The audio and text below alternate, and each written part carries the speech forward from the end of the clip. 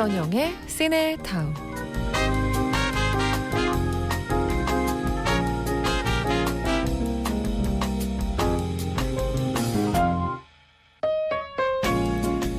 영화 우드잡에서 나무를 팔고 돌아오던 마을 이장님은 이런 말씀을 합니다. 채소는 심으면 얼마나 맛있는지 먹어볼 수 있지만 나무는 달라. 일을 잘했는지 못했는지 결과는 우리가 죽은 다음에 나오지.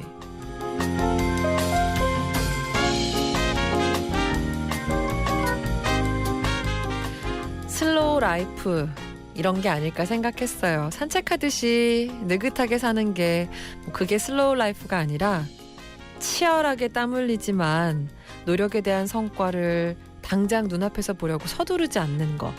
기다릴 줄 알고 먼 길을 돌아가면서도 행복할 수 있는 것. 그게 진짜 아닐까요? 여기는 시네타운입니다. 7월 14일 토요일 박선영의 시네타운. 오늘 첫 곡은요. 영화 우드잡에서 골랐습니다. 마이야 히라사와의 해피스트 풀이었어요. 시원한 숲을 배경으로 정말 체험 삶의 현장 이거 보여주는 영화 같아요. 우드잡.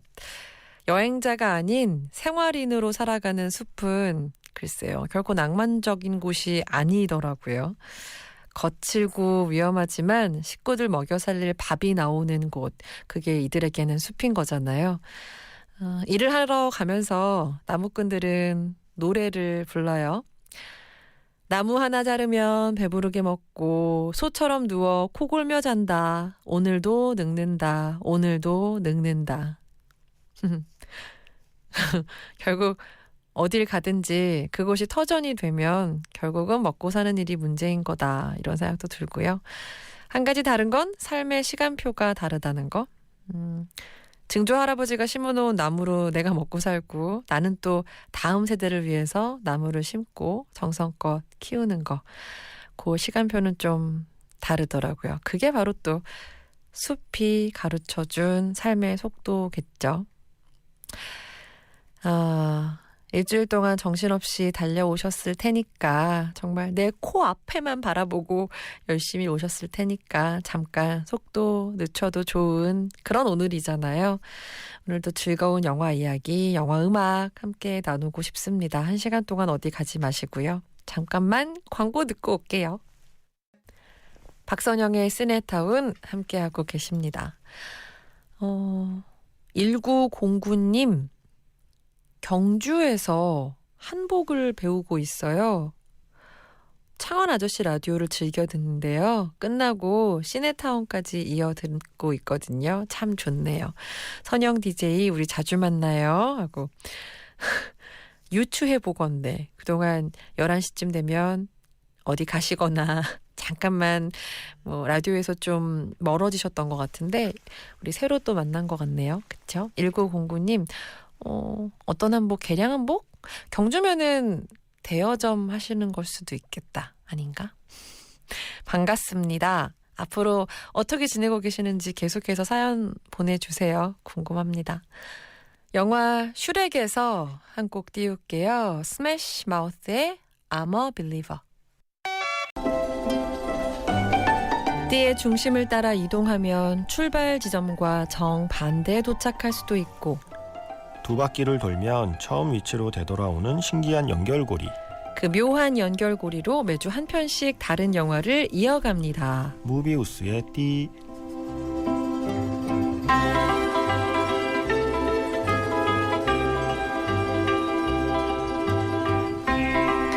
영화예우가 김세윤 씨 안녕하세요. 네, 안녕하세요. 이번 주는 제가 내려봤어요. 네, 그래서 제가 약간 평소보다 반음 정도 올려봤습니다.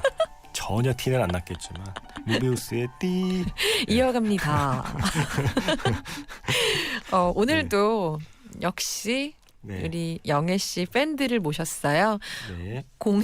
이제는 되게 당연하듯 받으시는데요. 역시 팬들의 사랑이 계속되면 호의가 계속되면 권리인 줄 안다더니 호의가 계속되면 둘리인 줄 아는 거 아닌가요?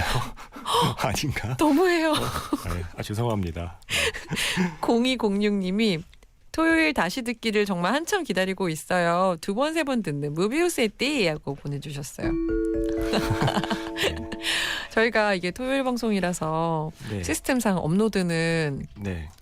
평일 주중에 되거든요. 네. 0206님은 그 시스템까지 아시는 거 보니 네. 참 팬. 네. 근데 3번까지는 뭐 그냥 2번 정도는 괜찮습니다. 네. 그리고 3919님 보고 싶은 영화 GV를 영애 씨가 하시더라고요. 예매하려고 했는데 매진이더군요. 칭찬을 들으실 때마다 늘 수줍어하시지만 인기쟁인 거 다 알아요. 세윤 작가님. 네. 바로 이런 것 때문에 오해를 하시는데 이게 매진이 저 때문에 된 게 아니고요. 저 혼자 한 게 아니라 구화 숫자들의 송재경 씨랑 한 거예요. 에이. 그래서 이거는 구화 시너지. 구화 숫자들의 팬이 반, 그다음에 잉글랜드 이즈 마인의 주인공인 잭 로던이라고 하는 덩케르크의 금발 조종사로 이미 게임 끝났잖아요. 그래서 그 배우의 팬이 반, 그래서 매진이 된 겁니다. 그 훌륭한 영화와 그 훌륭한 GV 게스트에 세상에 김영희 씨가 김세윤 씨가 하면서 우두를 하시는 거죠. 진행을 누가 했는지도 다들 기억 못해요. 역시 오늘도 역시 네, 수줍은 그렇습니다. 모드로 네. 시작을 하겠습니다. 지난주 우리가 그래비티를 봤고요. 여기에 네. 이어지는 힌트가 뭐였었죠? 그래비티처럼 일단 조난당한 주인공. 두 번째는 우주 대신 바다. 그리고 세 번째는 호랭이. 약간 호랑이보다는 약간 호랭이라는 어감이 저는 더 좋아서. 네. 호랭이 하면 뭔가 더 어흥 그렇죠. 이런 느낌이라서 그런가? 네, 곶감 생각나고. 딱 3개의 키워드만 드렸습니다. 조난, 바다, 호랑이. 자, 네. 여러분의 추측 보겠습니다. 곽한별 씨가 인터스텔라죠. 컨닝했는데 정답 같아요. 이래서 그 공부 잘하는 친구 답안지를 베껴야지. 지금 네. 곽한별 씨는 매우 기뻐하고 계세요. 네. 히히하고 문자를 보내주셨었단 말이에요. 본인하고 비슷한 수준의 답안지를 베끼면 늘 이런 일이 일어나죠. 4437번. 중력으로 이어서 라라랜드. 중력을 뛰어넘는 천문대 씨는 최고였어요. 오, 이렇게- 접근은 되게 좋은데요? 이렇게 연결짓는 거 최고였어요. 하지만 정답은 아닙니다. 어떻게 중력에서 라라랜드로 가지? 8400님 파이. 뭔 파이요? 세상에 파이가 얼마나 많은데 아메리칸 파이도 있고. 예, 이건 정답일 수가 없습니다. 제가 지난주에 원주율에서 파이 했더니 파이 보내주신 건가? 9794번님은 정말 아깝네요. 라이 오브 파이어. 유난히 더 세게 때리는 경우 제가 화가 나서가 아니라 안타까워서 세게 때리네요. 파이의 거짓말 뭐 이런 그쵸. 걸까요? 이거 약간 스릴러 같은데요. 파이의 거짓말. 2004님 라이프 오브 파이어. 원작이 우리 딸 학교 영어 부교재여서 읽어봤는데 어렵더라고요. 시험 치느라 고생했다 유진아. 이게 제가 원작을 원선 안 봤지만 네, 어려울 걸로 짐작이 되는 게 그쵸. 수많은 특히 생물의 이름이 나오거든요. 이게 그냥 동사 형용사도 어려운데 고유명사가 나오면 이미 뭐 힘들잖아요. 바닷속 수많은 그쵸. 동물과 예. 그렇네. 오늘 정답은 라이프 오브 파인데요. 가장 먼저 보내주신 분이 4840님이에요. 그리고 장승은 씨, 파이에 대한 따뜻한 이야기를 담은 영화 예쁜 동화 같은데 긴장감 넘쳤어요 하고 보내주셨습니다. 2004님, 4840님, 장승은님 세 분께 선물 2종 세트 드리겠습니다. 제가 지난주에도 방송하고 나서 네. 이거 우리가 안 했나요? 우리 다음 주 답이 라이프 오브 파이죠? 했던 것 같아요. 라고 말씀을 드렸었어요. 그래서 저도 불안해서 저는 아무리 검색해봐도 제가 갖고 있는 제컴 자료에서는 안 한 걸로 나와요. 예전에 뭐 짧게 뭐 다른 거 얘기하면서 얘기했던 짧게 스쳐가듯이 얘기한 적은 있는 것 같은데 네. 이 영화 하나를 이렇게 계속 다룬 적은 없는 걸로 저는 알고 있는데 혹시 방송을 들으신 분이 있으면 그냥 모른 척 해주시면 좋겠어요. 네, 제 기억에도 네, 했어도 워낙- 뭐 최근 몇 년간 안 했다는 뜻이니까. 워낙 좋은 작품이라서 그렇죠. 언급은 자주 됐었으나 세윤 씨와 이야기 나눈 건 없었던 것 같아요. 이게 너무 좋은 작품이라 오히려 소개를 못한 것 같아요. 영화 보면 꼭 그렇잖아요. 나중에 정말 자기가 찾아 헤매던 진정한 짝은 자기 옆에 있었어. 네, 꼭 뭐 어릴 때부터 같이 지내서 소꿉친구야. 뭐 이런 거 있잖아요. 약간 이 영화도 약간 늘 곁에 있어서 등잔 밑이 어두운 왠지 건가요? 소개했다고 생각하고서 늘 잊고 있었던 거죠. 하지만 네. 감히 이제 인생 영화를 꼽으라면 저는 라이프 오브 파이를 꼽을 수 있습니다. 이게 왜냐하면 영화를 본 영화를 또 봐도 좋은 경우는 많아요. 예. 근데 보면 볼수록 좋은 영화는 정말 흔치 않습니다. 저에겐 라이프 오브 파이가 그러합니다. 왜 그런지를 오늘 한번 제가 설득을 해 시작해 볼까요? 너무 시작에 크게 던져놔서 이거 좀 너무 심한 말을 던진 것 같아요. 미끼가 물고기만 해.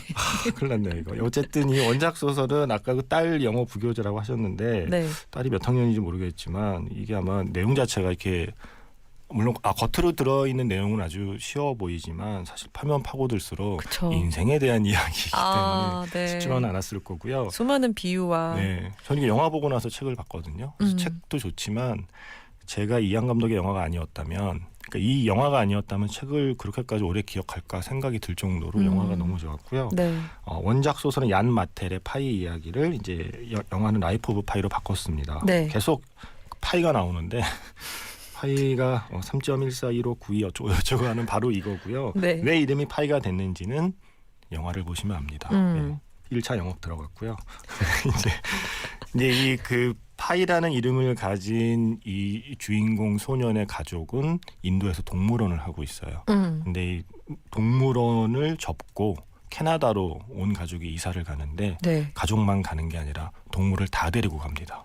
그래서 큰 화물선에 동물원의 온갖 동물을 태우고 바다를 건너다가 풍랑을 만나고 배는 가라앉고 정신을 차리고 눈을 떠보니 작은 구명보트에 자기가 올라가 있는데 가족은 아무도 없고 그 큰 배에서 자기 혼자 살아남은 것 같은데 배 안에 또 자기 혼자 있는 게 아니죠. 얼룩말, 하이에나, 오랑우탄 여기까지는 그럴 수 있는데 호랭이 한 마리까지. 그래서 얼룩말, 하이에나, 오랑우탄, 호랑이와 함께 이 파이라는 16살 소년이 작은 구명보트 하나를 의지해서 표류를 시작하는 이야기고요. 얼룩말, 하이에나, 오랑우탄은 차례차례 배에 남아있지 못하게 되고 결국 마지막 남은 호랭이와 함께 리차드 파커라는 이름을 가진, 왜 호랑이 이름이 리차드 파커라는 몹시 그 인본주의적인 이름을 갖게 되었는지는 영화를 또한 보시면 여러분 영화를 보시면 압니다. 두 번째 영업이고요. 그래서 그 호랑이 리차드 파커와 파이라는 소년이 무려 227일 동안 함께 표류한 끝에 이 소년이 살아남았다라는 이야기를 이제는 중년이 된 소년이 자신을 찾아온 기자에게 혹은 작가에게 내가 믿기 힘든 얘기를 해주지 라고 하면서 이야기를 들려주는 형태의 이 스토리텔링이 바로 이 라이프 오브 파이입니다. 자, 오늘의 영화 무비우스의 띠 라이프 오브 파이 나누겠습니다. 여기까지 듣고도 다음 영화 감 왔어 하시는 분들 가장 먼저 정답 보내주신 분 포함해서 와 모두 세 분께 멀티 진공청소기. 세윤 씨 갑자기 표정이 변했어. 너무 지금 유심히 지금 선물 쳐다보시는 거 아닌가요? 저 잠깐 문자 좀 보내고 이거 선물이 갑자기 좋아졌지. 네. 갑자기라니요. 저희는 늘 네. 오늘 특별히 세윤 씨 모셔서 샵 1077 50원의 유료 문자입니다. 어떤 노래를 들을까요? 네, 그 라이프 오브 파이 OST에서 골랐고요. 파이스 럴러바이라는 곡이고 봄베이 자야시리의 곡입니다. 박선영의 시네타운, 무비우스의 띠. 오늘 함께 나눌 영화는 라이프 오브 파이입니다. 영화배우가 김세윤 씨와 함께하고 있고요. 이안 감독 작품이다라고 했을 때 아니 이안 감독이 이런 3D 영화를? 싶은 그렇죠. 생각이 들었어요. 처음엔 무리수가 아닌가. 남들이 다 하니까. 아 맞아. 그리고 뭐 한참 대세가 그럴 때죠. 이제 이렇게 가니까 맞아요. 나도 좀 지금쯤 숟가락을 얹어야겠다라고 하는 어떤 거장 감독님의 조급함이 아닐까라고 다들 걱정을 하면서 영화를 보러 갔어요. 네. 근데 개인적으로 저에게는 아바타보다도 저는 3D 하면 이 영화를 떠올리거든요. 그리고 지난주에 그래비티도 그렇지만 이 영화 역시 극장에서 보지 않았다면 맞아요. 여러분은 맞아요. 라이프 오브 파까지 보신 겁니다. 이 영화는 극장에서 보신 분만이 라이프 오브 파이를 온전히 봤다고 할 수 있는 영화예요, 메롱. 네. 이게 어쩔 수 없어요. 그래서 이거는 그 뒤에도 잠깐 저 너무 사악하게 웃었어요 방금. 여러분 사과드릴게요. 그러니까 미안해요. 그때도 재개봉을 하긴 했었는데 전 앞으로도 또 재개봉할 수 있는 영화라고 생각하거든요. 근데 그게 뭐냐면 그 전까지는 참 이런 말하면 로버트 저메키스 감독께 죄송하지만 3D의 선구자였던 로버트 저메키스 감독이 뭐 크리스마스 캐롤 이런 영화 만들면서 계속 3D라는 걸 부각시키기 위해서 계속 관객을 향해 뭔가 이렇게 관객을 향해 튀어오르는 기법을 많이 정착을 시킨 거예요. 네. 우리 생각에 3D 하면 내 눈앞으로 물방울이 튀어오르거나 아니면 뭐 심지어 총 이런 게 막 나를 향해 날아오거나 그래서 뭔가 나를 향해 이렇게 돌출하는 나를 향해 그리고 뭔가 나를 향해 튀어나오는 그리고 하늘을 나는 활공하는 느낌 뭐 이런 약간 좀 어느새 클리셰가 되어버린 3D의 효과들이 있었거든요. 네. 근데 이안 감독의 라이프 오브 파이를 보는데 이 라이프 오브 파이는 발상의 전환인 거죠. 거꾸로 스크린 안으로 깊어지는 3D를 쓴 거예요. 그러니까 3D가 스크린 밖으로 튀어나오는 게 3D 스크린 밖으로 튀어나오는 입체가 아니라 스크린 안으로 깊어지는 그 3D를 쓴 거죠. 네. 그러니까 스크린 안에 소실점을 3D로 만든 거예요. 그 발상의 전환이 주는 이 화면의 깊이라는 건 극장에서 볼 때의 충격을 잊을 수가 없고요. 맞아요. 대체 이안 감독은 뭐 하는 양반인가? 네. 인양반? 네. 양반은 양반인 것 같은데 이전에 만든 그냥 뭐 브로커 마운틴처럼 드라마는 잘 만드는 걸 알았지만 뭔가 이런 제임스 카메론과는 좀 결이 다른 감독님이라고 생각을 했는데 당대에 새롭게 등장한 영화적 테크놀로지를 자기만의 방식으로 그 테크놀로지의 새로운 가능성을 확 열어버린 분이에요. 그리고 나서 또 언제 그랬냐는 듯이 3D 해봤으니까 됐어 하고 이제 다른 영화로 또 갔잖아요. 맞아요. 그래서 이안 감독의 그 솜씨에 감탄할 수밖에 없었던 영화고 이거를 아까 그 영어 부교재로 쓰셨다고 하셨는데 그 정도로 이게 유명한 소설이고 베스트셀러기도 해서 이게 욕심낸 감독이 많다고 하더라고요. 식스센스의 M 나이트 샤말란. 이 방송 안 들으실 테니까 이거 연출 안 해주셔서 감사하고요. 그다음에 M 나이트 샤말란을 좋아하지만 이 작품하고는 안 맞는 것 같아요. 그리고 해리포터와 아즈카반의 제스의 알폰소 쿠아론. 그러니까 지난주에 그래비티를 만든 알폰소 쿠아론이죠. 이분이 했으면 또 나름 괜찮았을 것 같아요. 아멜리의 장비에도 주네.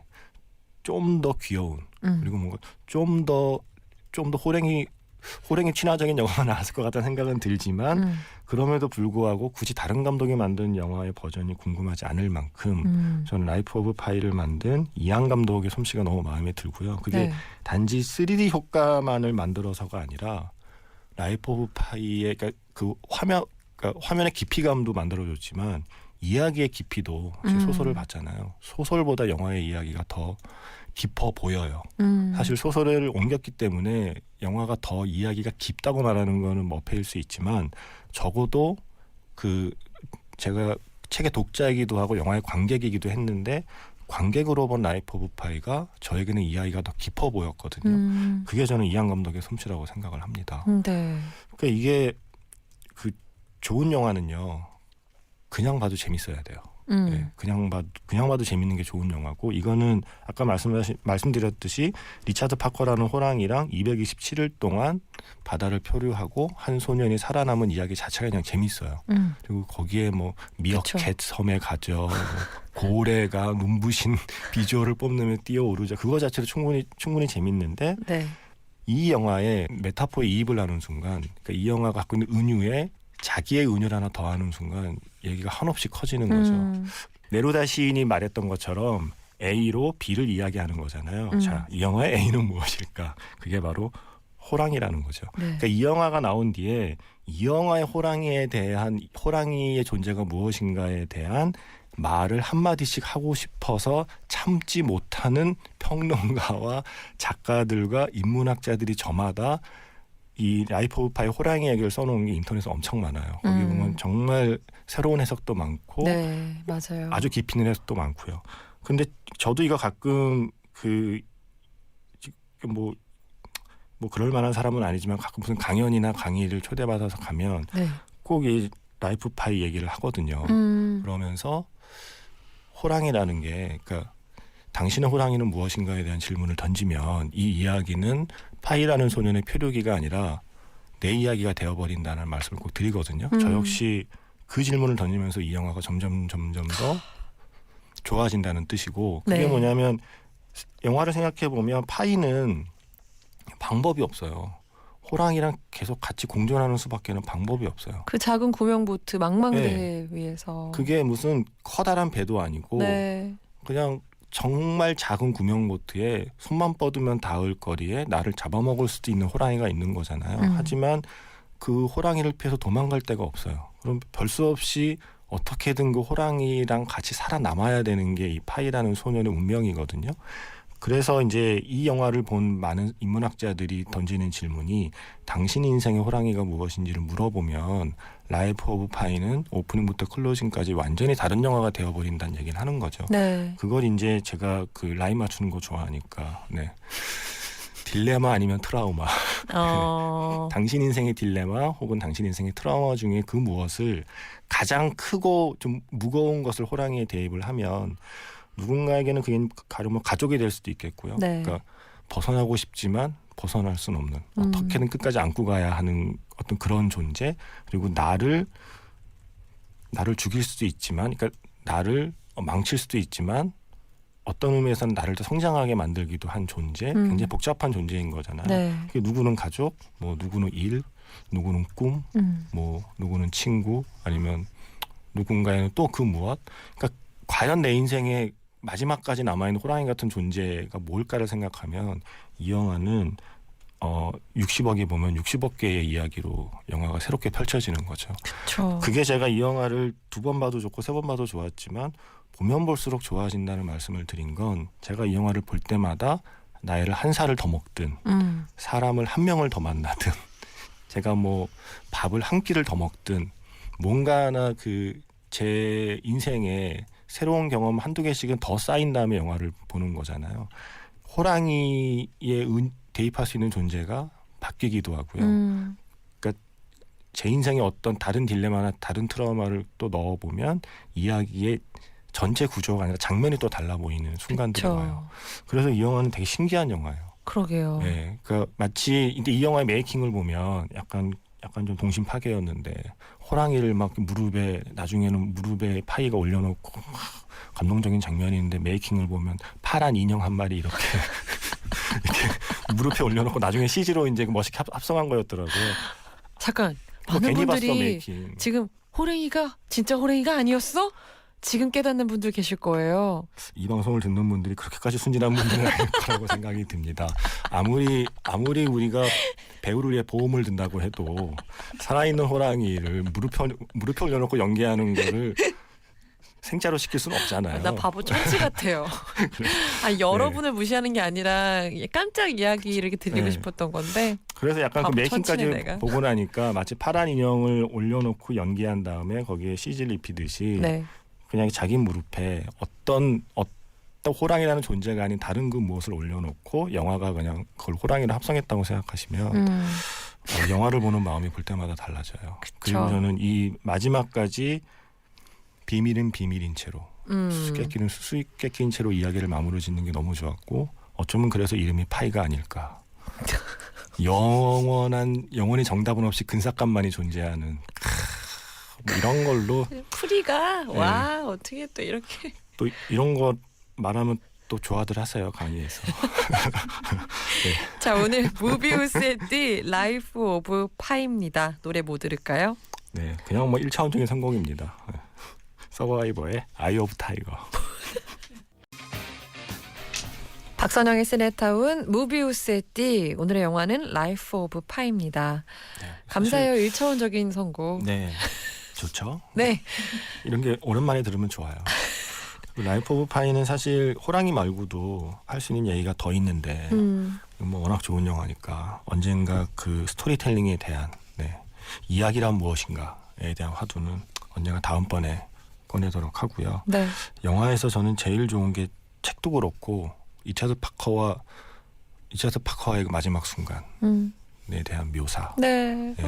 이건 영화를 직접 보셔야 됩니다. 네. 그냥 마지막 순간만이 아니라 그때의 표정과 자세와 제스처를 보는 게 중요합니다. 그건 아마 그리고 영화를 보시고 책을 보시면 그 책의 그 장면의 의미는 좀 더 상세하게 설명이 되어 있어서 너무 말하고 싶은데 말해도 되는데 사실 그래도 스포일러가 될 수 있으니까. 네. 근데 그 아까 말씀하셨잖아요. 이안 감독이 영화 속으로 들어오게 만들었던 영화였다. 저 리차드 파커랑 인사할 때 딱 그 파이의 마음이었던 것 그럼요. 같아요. 네. 정말 그 표정이 제 표정이 아니었을까라는 생각이 그쵸. 들어요. 고마우면서도 야속하고 서운하기도 하고 다시 만나고 싶지만 다시 만날 수 없을 거라는 예감은 들고 그 복잡한 마음이 담겨있는 라이프 오브 파이. 우리 오늘 영업 되게 잘한 것 같아요. 그럼요. 네, 이거를 여러분은 봤다고 생각하시지만 내 인생의 호랑이는 무엇인가를 생각하지 않고 보셨다면 여러분은 라이프 오브까지 보신 겁니다. 그래서 그 뒤에 남아있는 파이까지 보시려면 이제 내 인생의 호랑이는 무엇인가를 생각하면서 한 번 더 보시는 게 어떨까. 네. 네, 마지막 영업입니다. 네. 자, 라이프 오브 파이에 이어질 다음 네. 힌트는 무엇인가요? 인생 영화에 이어 또 한편의 인생 영화로 가보려고. 네. 네. 이거 어쩔 수 이걸 피해갈 수가 없네요. 네. 첫 번째 키워드는 조난. 두 번째는 무인도. 네. 세 번째는 해리포터. 네. 네 번째는 뿡뿡. 방귀대장 뿡뿡이. 네, 그냥 이 정도만 하겠습니다. 조난, 무인도, 해리포터. 네, 그리고 뽕. 방귀로 하죠. 뽕. 네, 방귀? 이거 아는 분이 많지 않은 영화라 이 정도는 드려야 찾을 수 있을 거예요.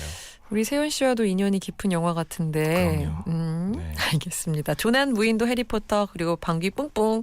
네. 영화 아시겠는 분들, 이어지는 영화 이거다 싶은 분들 샵 1077 50원의 유료 문자로 정답 보내주세요. 3번 뽑아서 청소기, 진공청소기, 무선 진공청소기 드리겠습니다. 오늘 끝곡 뭐 할까요? 그냥 파이와 리차드 파커는 어떤 관계였을까를 생각하며 이안 감독이 전작에서 골랐고요. 브로크백 마운틴 중에서 윌리 넬슨의 He was a friend of mine. 걘 내 친구였지 라는 노래를 골랐습니다. 오늘도 감사합니다. 네, 고맙습니다. 박선영의 시네타운 오늘 끝곡은요. 영화 브로크백 마운틴에서 고른 윌리 넬슨의 He was a friend of mine입니다. 마음먹은 대로 다 잘 될 거예요. 언제나 영화처럼.